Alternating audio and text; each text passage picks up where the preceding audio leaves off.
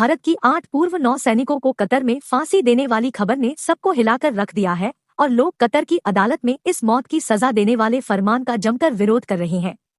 लेकिन सवाल ये उठता है कि भारतीय नेवी के ये पूर्व सैनिक आखिर कत्ल में क्या कर रहे थे और उन्होंने ऐसा क्या जुर्म किया कि इन्हें सीधे मौत की सजा सुना दी गई। ये 8 नौसैनिक कौन है, इनके नाम क्या है और सबसे जरूरी भारत सरकार इन्हें बचाने के लिए क्या स्टेप लेने वाली है। आइए यह पूरा मामला क्या है आपको डिटेल में समझाते हैं। दोस्तों, पूरी दुनिया का ध्यान जहां हम इस इजराइल के युद्ध की तरफ था, उसी दौरान कतर से भारत के लिए ऐसी बुरी खबर आई जिसे सुनकर हर कोई शॉक रह गया। खबर यह है कि कतर की सरकार भारत के 8 पूर्व नौसैनिकों को जासूसी करने के आरोप में मौत की सजा देने जा रही है। इससे पहले कि आपके मन में कोई कंफ्यूजन पैदा हो, चलिए हम आपको यह पूरा मामला विस्तार में बताते हैं।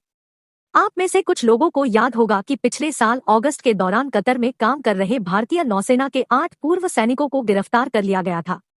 असल में ये 8 पूर्व सैनिक कतर के एक सिक्योरिटी एजेंसी में काम करते थे।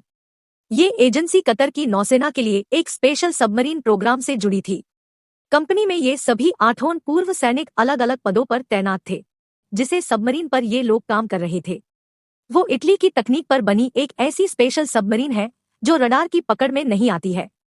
वैसे इस एजेंसी यानी कि और देहरा ग्लोब में सिर्फ ये 8-9 सैनिक नहीं बल्कि कुल मिलाकर 75 भारतीय नागरिक काम कर रहे थे और इनमें ज्यादातर कर्मचारी भारतीय नौसेना के पूर्व अधिकारी ही थे। मई 2022 में कतर सरकार इस कंपनी को बंद करने का आदेश देती है और इसके साथ ही इसमें काम करने वाले सभी भारतीयों को भी अपने देश वापस लौट जाने के लिए कह दिया जाता है। अगस्त 2022 में इस कंपनी के प्रमुख हम इस अली अजीम समेत 8 पूर्व भारतीय नौसैनिकों को जासूसी करने के शक में गिरफ्तार कर लिया जाता है। मामले की पड़ताल करने के लिए जांच अधिकारी इन सभी को जेल में कैद करवा देते हैं और इसी दौरान कतर में मौजूद भारतीय एम्बेसी के ऑफिसर्स को इनसे मिलने भी नहीं दिया जाता। उसके बाद मार्च 2023 में इन लोगों पर जासूसी करने और सबमरीन से जुड़ी अहम जानकारी इस रेल को देने का आरोप लगता है। फिर कुछ दिन मुकदमा चलने के बाद कदम की अदालत इन सभी को दोषी करार देते हुए मौत की सजा सुना देती है। ये सारा मामला इसलिए भी काफी हैरान करने वाला है क्योंकि इस पर अभी तक कतर की तरफ से आधिकारिक तौर पर कुछ भी नहीं कहा गया है। साथ ही भारतीय अधिकारियों ने भी इस बारे में कोई खास जानकारी नहीं दी है। वैसे जिन 8-9 सैनिकों को ये मौत की सजा सुनाई गई है उनके नाम है कैप्टन सौरभ वशिष्ठ, कमांडर पर ने इंदु तिवारी, कैप्टन वीरेंद्र कुमार वर्मा, कमांडर सुगना करपा काला, कमांडर संजीव गुप्ता, कमांडर अभिजीत नागपाल, राजेश और कैप्टन नवनीत सिंह गिल है। रिपोर्ट्स की माने तो इन सभी अधिकारियों ने इंडियन नेवी में करीब 20 साल तक काम किया है और यह सभी रिटायर्ड है। इस चीज को देखते हुए अल देहरा ग्लोबल कंपनी ने इन्हें नौकरी पर रखा था ताकि कंपनी के दूसरे वर्कर्स इनके एक्सपीरियंस से सीख ले सकें। लेकिन किसको मालूम था कि इस नौकरी का अंत इतना भयानक होने वाला है। कतर की अदालत का यह फैसला सिर्फ हमाम भारतीयों के लिए ही नहीं बल्कि विदेश मंत्रालय के लिए भी चौंकाने वाला है। भारत के विदेश मंत्रालय ने इस मामले पर लिखित रूप से हैरानी जताने की बात कही है। साथ ही उनकी तरफ से ये कहा गया है कि यह मामला काफी ज्यादा गोपनीय है और वो सजा पाने वाले इन नौसैनिकों के परिवार से लगातार संपर्क में है। दूसरी तरफ कतर की सरकार ने इस केस की डिटेल्स अभी तक भारत को नहीं दिए हैं। इसके चलते विदेश मंत्रालय ने अपने लिखित बयान में ये कहा है कि कतर की अदालत में फैसला हैरान करने वाला है और वो इससे जुड़ी सारी जानकारी मिलने का इंतजार कर रहे हैं। 200 भारत सरकार और विदेश मंत्रालय अपनी इन 8 पूर्व नौसैनिकों को बचाने के लिए लगातार लीगल टीम से सलाह मशविरा कर रही है। साथ ही कतर की अथॉरिटी के साथ भी संपर्क करने की कोशिश जारी है। पर सवाल यह उठता है कि क्या भारतीय सरकार इन पूर्व नौसैनिकों को बचा पाएगी। इस सवाल का जवाब जानने के लिए चलिए हम आपको उस प्रोसीजर के बारे में बताते हैं जो आमतौर पर विदेश में किसी भी भारतीय व्यक्ति को छुड़ाने के लिए अपनाया जाता है। जैसा कि आप लोग जानते ही होंगे, भारत के लोग दुनिया के हर देश में फैले हुए हैं।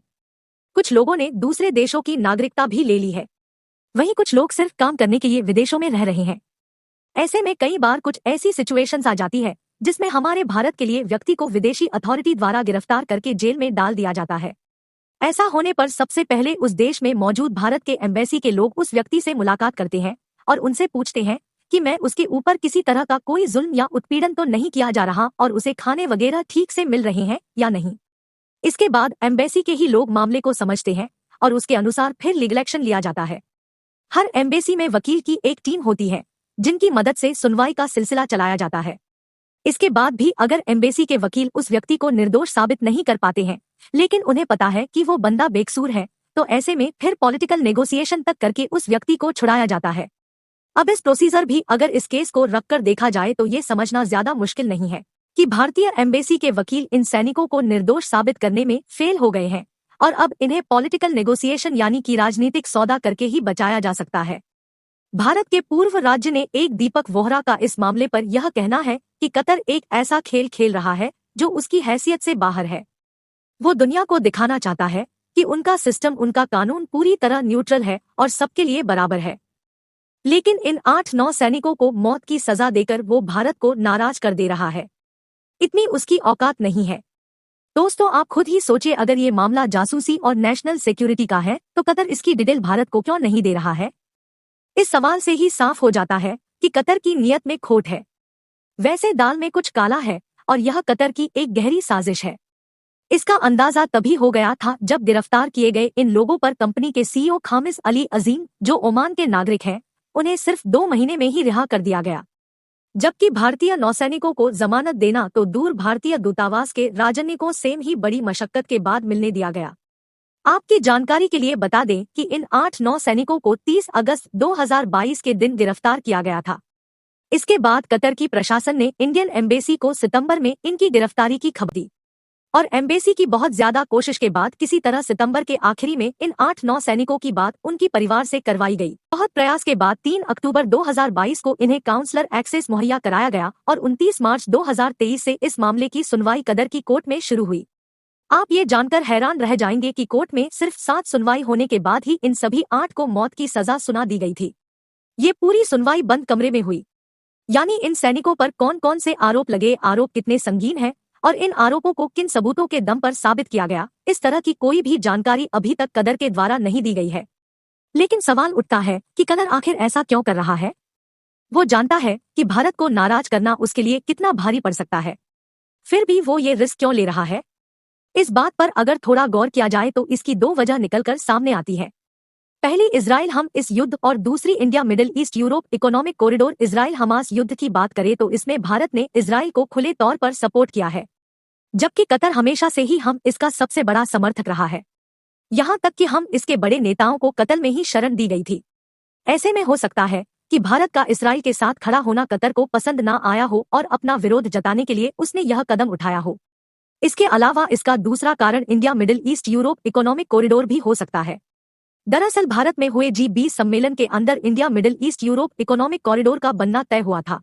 इसीलिए Bharat, America, UAE, Saudi, France, Germany, Italy और यूरोपियन यूनियन ने MOU साइन किया था। इस कॉरिडोर को बनाने का मकसद पश्चिम एशिया, मिडिल ईस्ट और यूरोप के बीच व्यापार को बढ़ावा देना है। अब कतर शुरुआत से ही इस कॉरिडोर के बनने से खफा है क्योंकि उसे इसका हिस्सा नहीं बनाया गया है। ऐसे में लोग ये अनुमान लगा रहे हैं कि भारत से अपनी खुन्नस निकालने के लिए कतार नहीं 8 भारतीय पूर्व नौ सैनिकों को मौत की सजा सुनाई है। वैसे ये सब सिर्फ हमारा अनुमान है, इसकी असली वजह इससे बिल्कुल अलग भी हो सकती है। देखने वाली बात यह है कि भारत सरकार अपने इन पूर्व नौ सैनिकों को बचाने के लिए राजनीतिक रूप से अब क्या कदम उठाती है। साथियों, आपको क्या लगता है, इंडियन गवर्नमेंट इन लोगों को बचाकर वापस अपने देश भी लाभ पाएगी या नहीं? कमेंट कर अपनी राय जरूर शेयर करें।